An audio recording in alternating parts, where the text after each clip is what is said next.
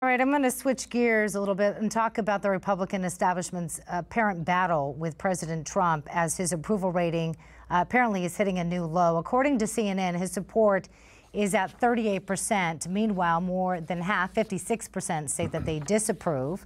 That same poll also showed that the president's approval rating among Republicans sliding as well from 59 to 73% in February.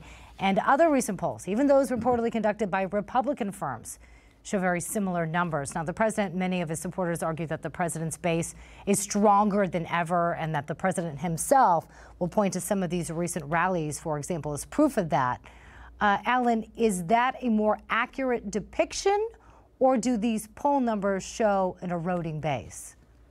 I think both are true. I think his real base, which has always been in the 30s, is stronger than ever. That is, people who strongly support him even more strongly support him. So if you voted by the strength of convictions, he'd do very well, but everybody gets one vote.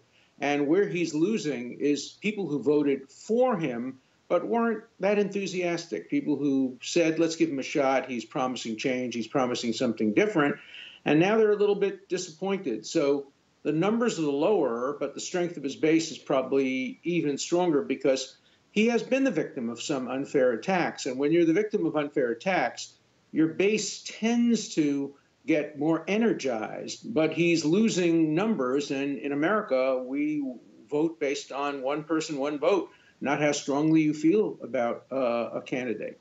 Well, one vocal Trump critic, Arizona Senator Jeff Flake, warns that populism, which has surged, he says, under President Trump, is nothing more than a sugar high with an unpleasant come down. I thought that our party was being compromised by concepts like nationalism, and their extreme nationalism, protectionism, populism.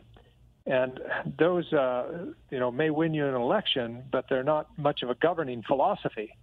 Senator Flake says that he hears that conservative principles like limited government, economic freedom, and individual responsibility may now be in jeopardy. Flake has been very critical of President Trump in the past, even warning that the Republican Party was in denial about Trump.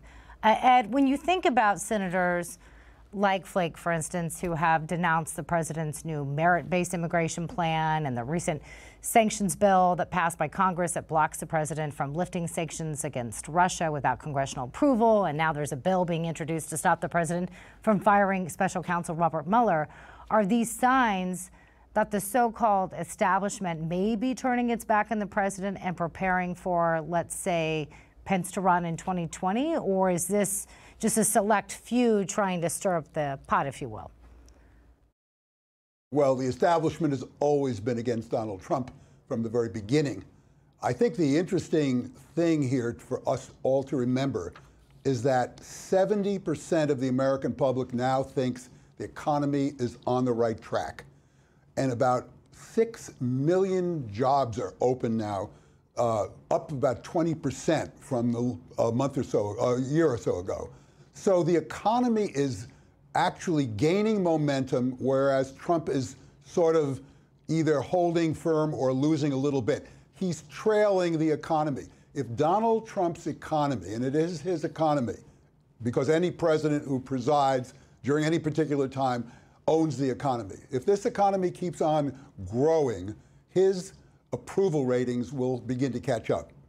Last word to you, Alan Dershowitz. Do you agree with Ed's assessment there that the numbers we really need to be paying attention to are the ones that deal with the economy and not these poll numbers? I agree. I think the economy drives voters often. President Trump promised a great deal. He promised a great deal about trade, about jobs, about competition. And if he delivers in time for the midterm elections, it will go well for the Republicans. If he doesn't deliver, we'll see a major change, and that could affect his fortunes as well in terms of the House of Representatives and efforts to impeach him. I don't think they're going to succeed, but they increase in their chances if the Democrats take over the House of Representatives. So stay tuned. I have a new book coming out. It's called Trumped Up: How the Criminalization of Political Differences Endangers America. And that's the issue I'm mostly focused on, these efforts to try to turn political debate into accusations of crime, of racism, throwing around all those terms, which I think are very unhealthy in a democracy.